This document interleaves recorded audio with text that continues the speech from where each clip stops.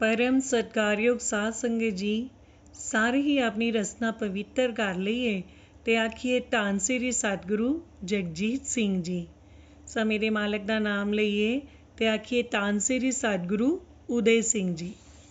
साध संगत जी, अज दी साखी का सिरलेख है ओ सतगुरु है ही ऐसा।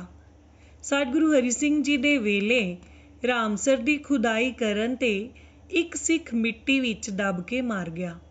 सतगुरु जी ने हुक्म किया कि इसका रातों रात संस्कार कर दिओ, क्योंकि उस वेले अंग्रेज नामधारियां दे वैरी बने हुए सन। उन्हां नूं इस घटना की किसी तरह भनक पै गई। उन्होंने अपने वसीलियां राही पता करन दी कोशिश की, पर कुछ हथ ना आया। अखीर एक सिपाही मिठा जिहा बन के एक नामधारी कोलों पुछन लगा कि सुनिया है कि कोई आदमी मिट्टी विच दब के मर गया है, वो कौन सी?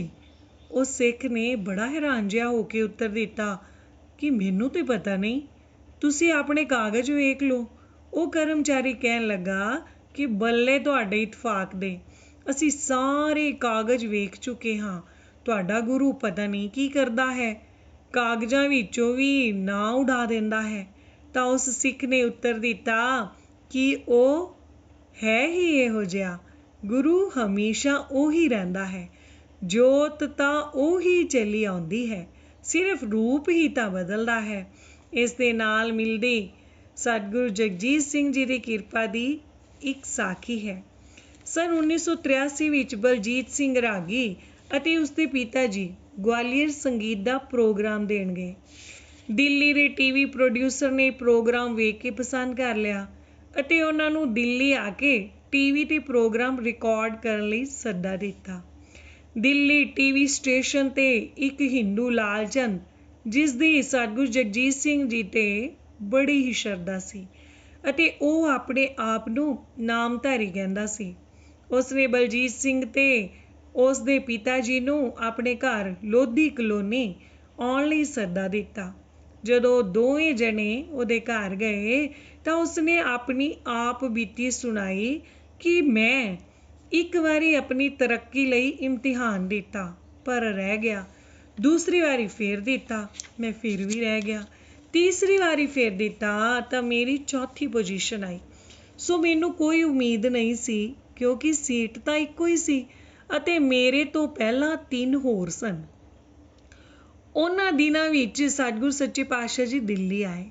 ਉਸ ਨੂੰ ਪਤਾ ਲੱਗਾ ਤਾਂ ਉਹ ਸੱਚੇ ਪਾਤਸ਼ਾਹ ਜੀ ਦੇ ਦਰਸ਼ਨ ਕਰਨ ਲਈ ਰਮੇਸ਼ ਨਗਰ ਗਿਆ। ਜਾ ਕੇ ਅਰਜ਼ ਕੀਤੀ ਕਿ ਸੱਚੇ ਪਾਤਸ਼ਾਹ ਜੀ, ਮੇਰਾ ਘਰ ਜਲੰਧਰ ਹੈ, ਪਰ ਮੈਂ ਇੱਥੇ ਦਿੱਲੀ ਨੌਕਰੀ ਸਦਕਾ ਰਹਿੰਦਾ ਹਾਂ। ਮੇਰਾ ਖਰਚ ਇੱਥੇ ਬਹੁਤ ਜ਼ਿਆਦਾ ਹੈ, ਤਰੱਕੀ ਹੋਣ ਦੀ ਉਮੀਦ ਨਹੀਂ ਰਹੀ, ਕਿਉਂਕਿ ਹੁਣ ਤੀਸਰੀ ਵਾਰੀ ਵੀ ਮੇਰਾ ਨੰਬਰ ਚੌਥੇ ਥਾਂ 'ਤੇ ਆਇਆ ਹੈ। ਸੋ ਜੇ ਆਪ ਜੀ ਦਾ ਹੁਕਮ ਹੋਵੇ ਤਾਂ ਮੈਂ ਜਲੰਧਰ ਆਪਣੇ ਘਰ ਚਲਾ ਜਾਵਾਂ।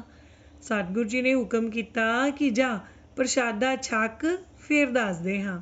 ਜਦੋਂ ਪ੍ਰਸ਼ਾਦਾ ਛਕ ਕੇ ਆਇਆ ਤਾਂ ਸੰਤ ਤਰਸੇਮ ਸਿੰਘ ਜੀ ਨੇ ਸੱਚੇ ਪਾਤਸ਼ਾਹ ਜੀ ਦੇ ਹੁਕਮ ਮੁਤਾਬਕ ਉਹਨੂੰ ਆ ਕੇ ਆਖਿਆ ਕਿ ਇੱਕ ਮਾਲਾ ਭਜਨ ਦੀ ਕਰਿਆ ਕਰੋ, ਫਿਰ ਜੇਕਰ ਤੇਰੀ ਪੋਜੀਸ਼ਨ ਚੌਥੀ ਦੀ ਥਾਂ ਤੋਂ ਪਹਿਲੀ ਹੋ ਜਾਵੇ ਫਿਰ ਠੀਕ ਹੈ। ਲਾਲਚੰਦ ਜੀ ਨੇ ਬੜੀ ਖੁਸ਼ੀ ਨਾਲ ਘਰ ਆ ਕੇ ਮਾਲਾ ਫੇਰਨੀ ਸ਼ੁਰੂ ਕੀਤੀ। ਨਾਲ ਉਹਦੇ 2 ਪੁੱਤਰਾਂ ਅਤੇ ਵਹੁਟੀ ਨੇ ਮਾਲਾ ਫੇਰਨੀ ਸ਼ੁਰੂ ਕੀਤੀ। ਅਜੇ 4-5 ਦਿਨ ਹੀ ਲੰਘੇ ਸਨ ਕਿ ਡਾਇਰੈਕਟਰ ਨੇ ਉਸ ਦੀ ਤਰੱਕੀ ਦੇ ਆਰਡਰ ਕਰ ਦਿੱਤੇ। ਇਸ ਤੋਂ ਜਿਹੜੇ ਪਹਿਲੇ 3 ਸਨ ਉਹ ਬੜੇ ਦੁਖੀ ਹੋਏ। ਉਹਨਾਂ ਨੇ ਇੰਦਰਾ ਗਾਂਧੀ ਕੋਲ ਅਰਜ਼ ਕੀਤੀ। ਇੰਦਰਾ ਗਾਂਧੀ ਨੇ ਉਦੋਂ ਦੇ ਪ੍ਰਸਾਰਣ ਮੰਤਰੀ LK ਭਗਤ ਨੂੰ ਪੜਤਾਲ ਕਰਨ ਲਈ ਭੇਜਿਆ। ਉਹਨੇ ਆ ਕੇ ਜਦੋਂ ਸਾਰੇ ਪੇਪਰ ਵੇਖੇ ਤਾਂ ਲਾਲਚੰਦ ਦੇ ਸਾਰੇ ਹੀ ਜਵਾਬ ਠੀਕ ਸਨ। ਉਹਨੇ ਉਹਦੀ ਪੋਜੀਸ਼ਨ ਚੌਥੀ ਦੀ ਥਾਂ 'ਤੇ ਪਹਿਲੀ ਕਰ ਦਿੱਤੀ। ਜਿਹੜੇ ਸਤਿਗੁਰੂ ਕੋਲੋਂ ਉਹਨੇ ਆਸ਼ੀਰਵਾਦ ਲਿਆ ਸੀ, ਉਹ ਤਾਂ ਮੱਥੇ ਵਿੱਚ ਲਿਖੇ ਨੂੰ ਵੀ ਬਦਲ ਸਕਦਾ ਹੈ, ਉਹਨੂੰ ਪੇਪਰਾਂ ਨੂੰ ਬਦਲਣਾ ਕਿਹੜਾ ਔਖਾ ਹੈ। ਧੰਨ ਸਤਿਗੁਰੂ ਜਗਜੀਤ ਸਿੰਘ ਜੀ। ਸਾਧ ਸੰਗਤ ਜੀ, ਇੱਕ ਹੋਰ ਛੋਟੀ ਜਿਹੀ ਸਾਖੀ ਹੈ, ਨਿਮਾਣਿਆਂ ਦੇ ਮਾਣ ਸਤਿਗੁਰੂ। ਜੀਵਨ ਨਗਰ ਵਿੱਚ ਬਣੀ ਬਿਰਧਸ਼ਾਲਾ ਵਿੱਚ ਸਤਿਗੁਰੂ ਜੀ ਦੇ ਪਿਆਰੇ ਸਿੱਖ ਆਪਣੀ ਬਿਰਧ ਅਵਸਥਾ ਸੁੱਖ ਨਾਲ ਕੱਟਣ ਲਈ ਰਹਿ ਰਹੇ ਸੀ। ਜਿਨ੍ਹਾਂ ਬਿਰਧਾਂ ਨੂੰ ਘਰ ਦੇ ਜੀ ਵਾਧੂ ਸਮਝ ਕੇ ਆਪਣੇ ਉੱਤੇ ਬੋਝ ਮੰਨਦੇ ਹਨ, ਉਹਨਾਂ ਨੂੰ ਪੂਰਨ ਸਤਿਗੁਰੂ ਗਲੇ ਨਾਲ ਲਗਾਉਂਦਾ ਹੈ। ਨਿਮਾਣਿਆਂ ਦੇ ਮਾਣ ਅਤੇ ਨਿਆਸਰਿਆਂ ਦੇ ਆਸਰੇ ਸਤਿਗੁਰ ਦੇ ਦਰ ਉੱਤੇ ਇੱਕ ਖੰਨੇ ਦਾ ਪ੍ਰੀਤਮ ਸਿੰਘ ਮਸਤਾਨਾ ਬਿਰਧਸ਼ਾਲਾ ਵਿੱਚ ਆਪਣੀ ਬਾਕੀ ਦੀ ਜ਼ਿੰਦਗੀ ਗੁਜ਼ਾਰ ਰਿਹਾ ਸੀ। ਉਹਦੀਆਂ ਅੱਖਾਂ ਦੀ ਰੌਸ਼ਨੀ ਖਤਮ ਹੋ ਗਈ ਸੀ। ਸੇਵਕਾਂ ਨੇ ਹੀ ਉਸ ਨੂੰ ਸਵੇਰੇ ਉਠਾ ਕੇ ਰੋਜ਼ ਦੇ ਕਿਰਿਆਕਰਮ ਵਿੱਚ ਸਹਾਇਤਾ ਕਰਨੀ। ਇਸ਼ਨਾਨ ਪਾਣੀ ਕਰਕੇ ਉਸ ਨੇ ਆਪਣੇ ਪ੍ਰੀਤਮ ਦੇ ਚਰਨਾਂ ਦਾ ਧਿਆਨ ਧਰ ਕੇ ਭਜਨ ਕਰਨ ਬੈਠ ਜਾਣਾ।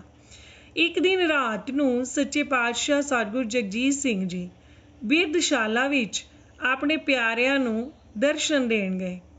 ਪ੍ਰੀਤਮ ਸਿੰਘ ਜੀ ਨੂੰ ਵੀ ਸਤਿਗੁਰੂ ਜੀ ਦੇ ਚਰਨਾਂ 'ਤੇ ਮੱਥਾ ਟਿਕਾਉਣ ਲਈ ਸੇਵਾਦਾਰ ਨੇ ਬਾਂਹ ਤੋਂ ਫੜ ਕੇ ਅੱਗੇ ਕੀਤਾ। ਵਿਚਾਰਾ ਟੋਂਦਾ ਹੋਇਆ ਮੱਥਾ ਟੇਕਦਿਆਂ ਕਹਿਣ ਲੱਗਾ ਕਿ ਹੇ ਸੱਚੇ ਪਾਤਸ਼ਾਹ ਜੀ, ਮੈਨੂੰ ਆਪ ਜੀ ਦੇ ਦਰਸ਼ਨ ਨਹੀਂ ਹੁੰਦੇ, ਮੈਨੂੰ ਕੁਛ ਵੀ ਨਹੀਂ ਦਿਸਦਾ।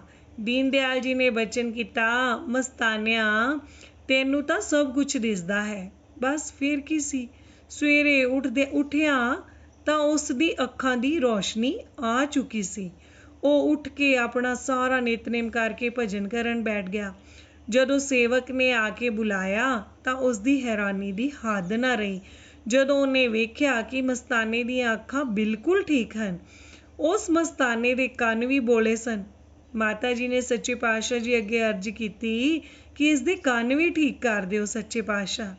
ਪਰ ਅੱਗੋਂ ਸੱਚੇ ਪਾਤਸ਼ਾਹ ਦਾ ਬਚਨ ਹੋਇਆ ਕਿ ਕੰਨ ਨਹੀਂ ਠੀਕ ਕਰਨੇ, ਐਵੇਂ ਹੀ ਰੌਲਾ ਪਾਉਂਦਾ ਫਿਰੇਗਾ। ਇਹ ਵਾਰਤਾ ਕਾਫੀ ਪੁਰਾਣੀ ਹੈ।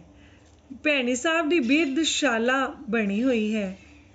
ਸੱਚੇ ਪਾਤਸ਼ਾਹ ਜੀ ਦੀ ਦਿਆਲਤਾ ਬਾਰੇ 18 ਤੋਂ 24 ਜਨਵਰੀ 2001 ਦੀ ਸਤਿਯੁਗ ਅਖਬਾਰ ਵਿੱਚ ਛਪੀ ਇੱਕ ਵਾਰਤਾ ਜਿਉਂ ਦੀ ਤਿਉਂ ਹੀ ਦੱਸੀ ਜਾ ਰਹੀ ਹੈ। ਸ਼੍ਰੀ ਭੈਣੀ ਸਾਹਿਬ ਵੜਦਿਆਂ ਸੱਜੇ ਪਾਸੇ ਕੁਝ ਇੱਕੋ ਜਿਹੇ ਵਧੀਆ ਮਕਾਨ ਨਜ਼ਰ ਆਉਂਦੇ ਹਨ। ਉਹਨਾਂ ਦੇ ਅੱਗੇ ਬਰਾਂਡੇ, ਪਿੱਛੇ ਕਮਰੇ ਹਨ। ਨਾਲੇ ਧੁੱਪ ਲਈ ਖੁੱਲ੍ਹਾ ਥਾਂ ਹੈ। ਇਹ ਥਾਂ ਸਤਿਗੁਰੂ ਜਗਜੀਤ ਸਿੰਘ ਜੀ ਨੇ ਬਿਰਧ ਬਿਮਾਰ ਮਾਈ ਭਾਈ ਦੀ ਸੇਵਾ ਸੰਭਾਲ ਲਈ ਬਣਾਇਆ ਹੈ। ਉਹੀ ਇੱਥੇ ਰਹਿੰਦੇ ਹਨ। ਸ਼੍ਰੀ ਸਤਿਗੁਰੂ ਜੀ ਦੀ ਰਜ਼ਾ ਅਨੁਸਾਰ ਬਿਨਾਂ ਆਪਣੇ ਪਰਾਏ ਦੇ ਵਿਤਕਰੇ ਤੋਂ ਇੱਥੇ ਸੇਵਾ ਕੀਤੀ ਜਾਂਦੀ ਹੈ। ਪੰਡਿਤ ਗੋਪਾਲ ਸਿੰਘ ਜੀ ਨਾਲ ਬਿਰਧਾਂ ਦੀ ਸੰਭਾਲ ਬਾਰੇ ਚਰਚਾ ਹੋ ਰਹੀ ਸੀ ਤਾਂ ਸ਼੍ਰੀ ਸਤਿਗੁਰੂ ਜੀ ਦੀ ਭਾਵਨਾ ਦੀ ਇੱਕ ਮਿਸਾਲ ਦਿੱਤੀ। ਇੱਕ ਵਾਰ ਅੰਮ੍ਰਿਤਸਰ ਮੇਲਾ ਸੀ। ਇੱਕ ਨੀਲੀ ਪੱਗ ਵਾਲੇ ਬਿਰਧ ਨੇ ਮੱਥਾ ਟੇਕਿਆ ਅਤੇ ਸੰਗਤ ਵਿੱਚ ਬੈਠ ਗਿਆ। ਉਸ ਦਾ ਬੇਰੌਣਕਾ ਚਿਹਰਾ ਅਤੇ ਕਮਜ਼ੋਰ ਸਰੀਰ ਵੇਖ ਕੇ ਗਰੀਬ ਨਿਵਾਜ ਜੀ ਨੇ ਸੇਵਕਾਂ ਨੂੰ ਉਸ ਬਾਰੇ ਜਾਣਕਾਰੀ ਲੈ ਕੇ ਆਪ ਨੂੰ ਦੱਸਣ ਬਾਰੇ ਕਿਹਾ ਤਾਂ ਉਹਨਾਂ ਕਿਹਾ, ਘਰ ਪਰਿਵਾਰ ਵੱਲੋਂ ਤ੍ਰਿਸਕਾਰਿਆ ਦੁਖੀ ਤੇ ਬੇਸਹਾਰਾ ਹੈ। ਆਪ ਜੀ ਨੇ ਉਸ ਸਮੇਂ ਸੇਵਕਾਂ ਨੂੰ ਹੁਕਮ ਕੀਤਾ ਕਿ ਉਸ ਨੂੰ ਸ਼੍ਰੀ ਭੈਣੀ ਸਾਹਿਬ ਲੈ ਚੱਲੋ। ਸ਼੍ਰੀ ਭੈਣੀ ਸਾਹਿਬ ਆ ਕੇ ਜਦ ਉਸ ਬਾਰੇ ਗਰੀਬ ਨਿਵਾਜ ਜੀ ਨੇ ਪੁੱਛਿਆ ਤਾਂ ਸੇਵਕਾਂ ਨੇ ਕਿਹਾ, ਜੀ ਕਾਹਲੀ ਕਾਹਲੀ ਵਿੱਚ ਭੁੱਲ ਗਿਆ ਹੈ। ਪੰਡਿਤ ਜੀ ਨੇ ਦੱਸਿਆ ਕਿ ਸਤਿਗੁਰੂ ਜੀ ਦੇ ਨੇਤਰ ਸਜਲ ਹੋ ਗਏ। ਸਤਿਗੁਰੂ ਜੀ ਨੇ ਬਚਨ ਕੀਤਾ, ਪਤਾ ਨਹੀਂ ਉਹ ਵਿਚਾਰਾ ਕਿੰਨਾ ਕੁ ਦੁਖੀ ਸੀ, ਪਤਾ ਨਹੀਂ ਉਸ ਦਾ ਕੀ ਹਾਲ ਹੋਵੇਗਾ। ਇੱਥੇ ਲਿਆਉਂਦੇ ਤਾਂ 4 ਦਿਨ ਉਸ ਦੀ ਸੇਵਾ ਹੀ ਕਰ ਲੈਂਦੇ। ਸਾਨੂੰ ਉਸ ਦਾ ਟਿਕਾਣਾ ਵੀ ਨਹੀਂ ਪਤਾ। ਕਈ ਵਾਰੀ ਉਸ ਦਾ ਧਿਆਨ ਆਉਂਦਿਆਂ ਆਪ ਜੀ ਦਾ ਮਨ ਭਾਰਾ ਆਉਂਦਾ ਹੈ ਤੇ ਆਪ ਬਚਨ ਕਰਦੇ ਹਨ ਕਿ ਮੇਰਾ ਜੀ ਕਰਦਾ ਹੈ ਕਿ ਜਿਸ ਦਾ ਕੋਈ ਸਹਾਰਾ ਨਹੀਂ, ਉਸ ਦੀ ਸੇਵਾ ਸੰਭਾਲ ਵੱਧ ਤੋਂ ਵੱਧ ਕੀਤੀ ਜਾਵੇ। ਇੱਥੇ ਆਪ ਨੇ ਬਿਰਧਸ਼ਾਲਾ ਬਣਾਈ ਹੈ। ਜੋ ਕੋਈ ਬਿਮਾਰ ਆਪ ਜੀ ਨੂੰ ਅਰਜ਼ ਕਰੇ ਤਾਂ ਉਸ ਦੇ ਦੁਆ ਦਾਰੂ, ਆਪਰੇਸ਼ਨ 'ਤੇ ਹੋਣ ਵਾਲੇ ਖਰਚ ਦਾ ਪ੍ਰਬੰਧ ਕਰ ਦਿੰਦੇ ਹਨ। ਧੰਨ ਸ੍ਰੀ ਸਤਿਗੁਰੂ ਜਗਜੀਤ ਸਿੰਘ ਜੀ।